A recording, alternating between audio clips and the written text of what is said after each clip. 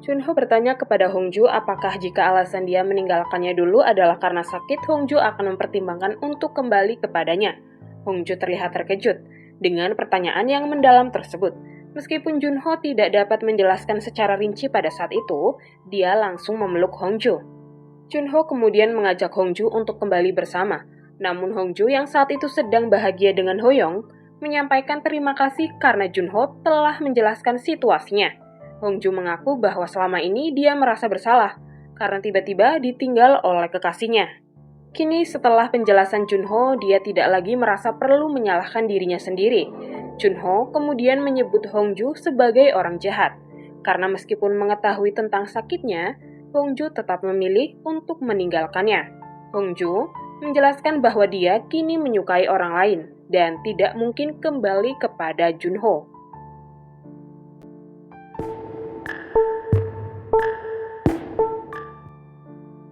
Sementara itu, Hoyong menyatakan bahwa ia tidak akan mengubah keputusannya mengenai ia yang mengundurkan diri dan ia tidak akan kembali ke Amerika.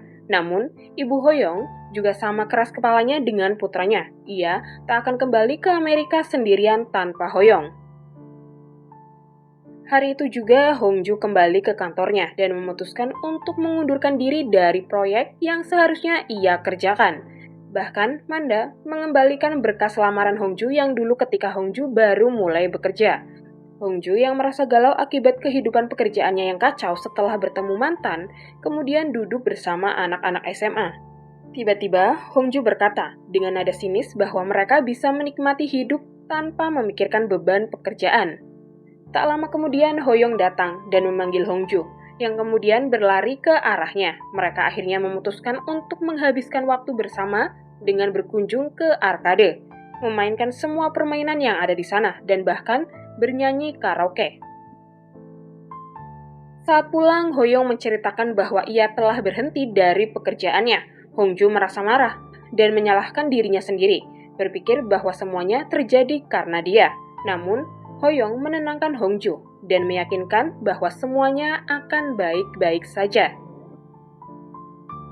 Malam itu, Hongju menghapus semua berkas yang berkaitan dengan novel-novel Junho dari laptopnya, sambil berbicara di telepon dengan Heji.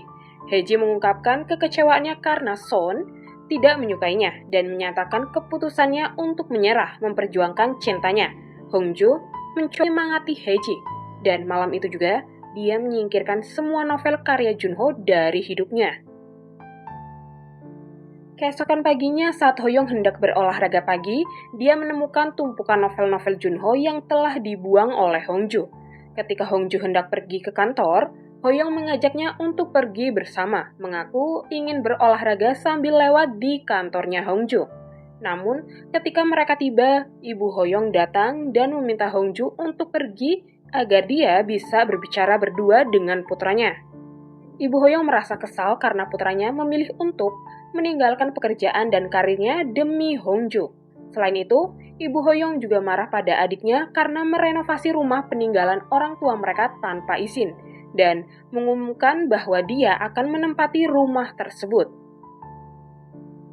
Di kantor, Manda menyinggung Hongju karena dianggap tidak profesional dan bahkan merekomendasikan agar posisi produser Hongju diberikan kepada karyawan lain. Paman Wook mengirim pesan kepada Hongju, meminta agar dia pulang diam-diam untuk menghindari ketahuan bahwa Paman Wook yang sebenarnya menyewakan rumah atap kepadanya. Hongju pulang dengan hati-hati, khawatir akan ketahuan oleh Ibu Hoyong. Namun ternyata, Hoyong sudah menunggu Hongju. Hoyong mengaku sangat merindukannya, meskipun mereka baru bertemu pagi itu. Keesokan harinya, Hoyong pergi ke restoran Sangpil. Sebagai pengangguran, dia mencari pekerjaan sambil menunggu sore untuk menjemput Hongju dari kerja. Kedai Sangpil sangat ramai hari itu, sehingga Hoyong memutuskan untuk membantu di sana, tetapi malah tidak sengaja memecahkan 6 mangkuk. Karena tidak mahir dalam urusan kebersihan, dia akhirnya menjadi kasir. Para pelanggan memuji makanan kedai tersebut dan mengagumi ketampanan Hoyong. Tak lama Hoyong menerima pesan dari Hongju yang memberitahukan bahwa Hongju sedang makan di kedai topoki yang pernah mereka kunjungi saat SMA. Hongju mengatakan kepada ibu kedai bahwa dia berpacaran dengan Hoyong, tetapi ibu kedai tidak percaya. Hongju meminta Hoyong untuk datang ke kedai tersebut agar ibu kedai percaya. Hoyong tersenyum membaca pesan dari Hongju. Sementara itu, Ibu Hoyong di kantor sibuk mencari kesalahan dari karyawan mereka. Paman Wook menasehati jika kakak perempuannya itu marah, dia sebaiknya tidak melampiaskan kemarahannya pada karyawan. Ingin mencari udara segar, Paman Wook keluar kantor dan tak sengaja kembali bertemu dengan Manda. Manda memperingatkan Paman Wook agar tidak menelponnya lagi saat mabuk, karena dia selalu bertingkah aneh. Tiba-tiba, Paman Wook memasukkan kepalanya ke dalam mobil, seperti hendak mencium Manda. Namun ternyata dia hanya ingin memperbaiki pakaian Manda yang tersangkut di pintu mobil. Tindakan ini membuat Manda merasa kesal. Malam itu, sepulang kerja, Hongju menuju tempat tinggalnya dan melihat Junho berada di atas atap. Sibuk melemparkan pesawat-pesawat kertas yang terbuat dari surat-surat yang pernah dikirimkan Hongju kepadanya. Padahal, Hongju sudah berjanji untuk bertemu dengan Hoyong di kedai Sangpil. Salah satu pesawat kertas yang diterbangkan oleh Junho mengenai kepala Ibu Hoyong. Hongju kemudian meminta Junho untuk melupakan masa lalu dan menceritakan bahwa dulu dia juga sulit melupakan Junho. Namun sekarang, dia bisa jatuh cinta pada orang lain. Hongju menyampaikan keyakinannya bahwa Junho juga akan menemukan cinta baru. Sementara itu, Ibu Hoyong memperhatikan Hongju dari bawah. Saat Hongju sibuk mengumpulkan surat-surat yang diterbangkan oleh Junho, tanpa disadari Hongju melihat Ibu Hoyong sudah berdiri di sana, memegang salah satu pesawat kertas tersebut. Di restoran Sangpil, Hoyong dan Heji duduk diam, sama-sama tenggelam dalam kegalauan. Hoyong cemas menunggu kedatangan Hongju yang tak kunjung tiba. Sementara Heji masih merasakan penolakan dari orang yang ia sukai. Ketika Hoyong keluar dari restoran untuk menghubungi Hongju, Sangpil mendekati Heji dan mengatakan bahwa Hongju terlibat dalam proyek bersama Junho. Percakapan ini terdengar oleh Hoyong yang segera merasa khawatir dan bergegas pulang. Sementara itu, Hongju sedang berbicara dengan Ibu Hoyong. Ibu Hoyong mempertanyakan mengapa Hongju menahan putranya di Korea. Sampai-sampai Hoyong rela berhenti dari pekerjaannya. Hongju menjelaskan bahwa sebenarnya putranya yang lebih dulu menyatakan cinta dan bahkan mencium Hongju. Hongju sengaja mengatakan ini agar Ibu Hoyong tahu bahwa yang sebenarnya berusaha mendekatinya adalah putranya, bukan sebaliknya. Seolah-olah Hongju tidak tertarik pada Hoyong.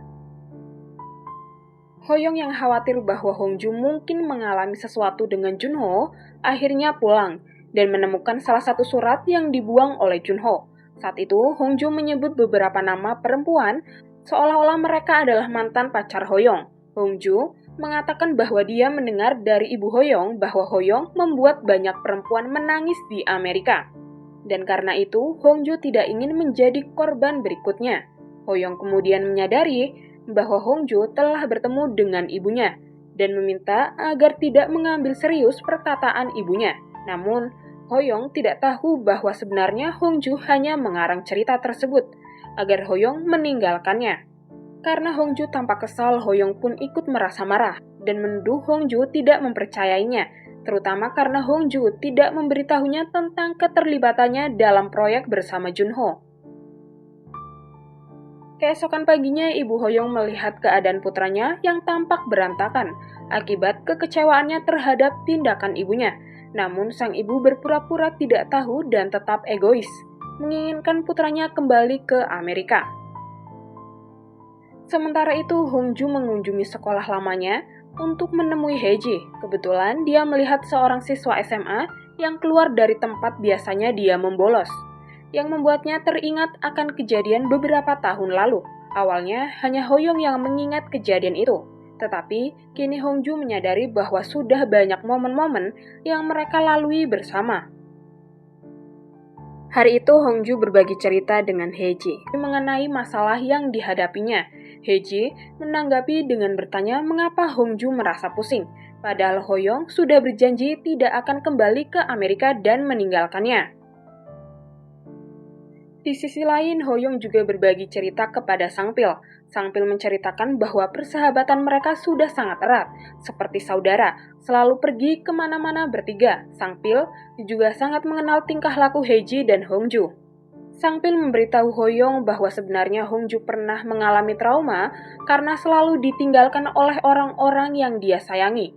Inilah mengapa Hongju selalu ingin orang berpamitan padanya, dan dia pun selalu berpamitan kepada orang lain. Bahkan, kejadian buruk ketika ditinggalkan sering muncul dalam mimpinya. Akhirnya, Hoyong teringat semua momen ketika dia bertemu Hongju, yang selalu mengucapkan selamat tinggal bahkan hanya untuk berangkat kerja. Di sekolah, Heji yang sedang murung berjalan ke tengah lapangan, tanpa menyadari bahaya yang mengintainya.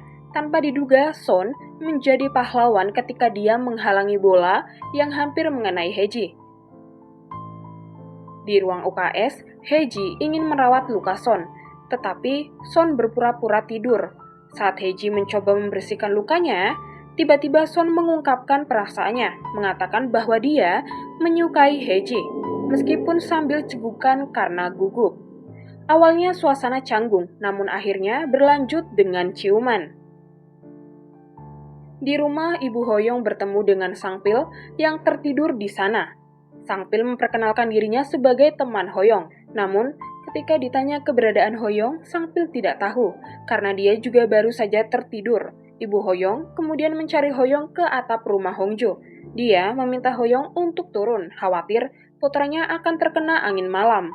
Hoyong lantas bertanya apakah setelah pindah ke Amerika, ibunya tidak pernah merindukan Korea. Ibunya menjawab bahwa dia tidak pernah merindukannya. Namun Hoyong mengaku bahwa selama di Amerika, dia selalu merindukan Korea. Sementara itu, di kantornya Hongju merasa bersalah karena membuat Hoyong menjadi galau. Akhirnya, dia memutuskan untuk segera pulang dan meminta maaf kepada Hoyong. Saat itu, hampir saja Hongju tertabrak oleh seorang pengendara motor.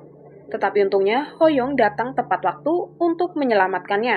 Ternyata, Hoyong juga berniat menemui Hongju untuk meminta maaf.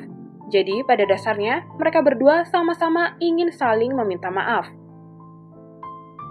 Beberapa tahun sebelumnya, saat Hoyong pergi ke Amerika tanpa memberitahu dan berpamitan, Hongju sering merasa sedih dan menangis. Ia kerap merasakan sesak di dadanya. Meskipun saat itu ia masih remaja dan menganggapnya hanya perasaan yang tak menentu. Baru belakangan Hongju menyadari bahwa perasaan itu sebenarnya adalah tanda bahwa ia sudah menyukai Hoyong sejak masa SMA.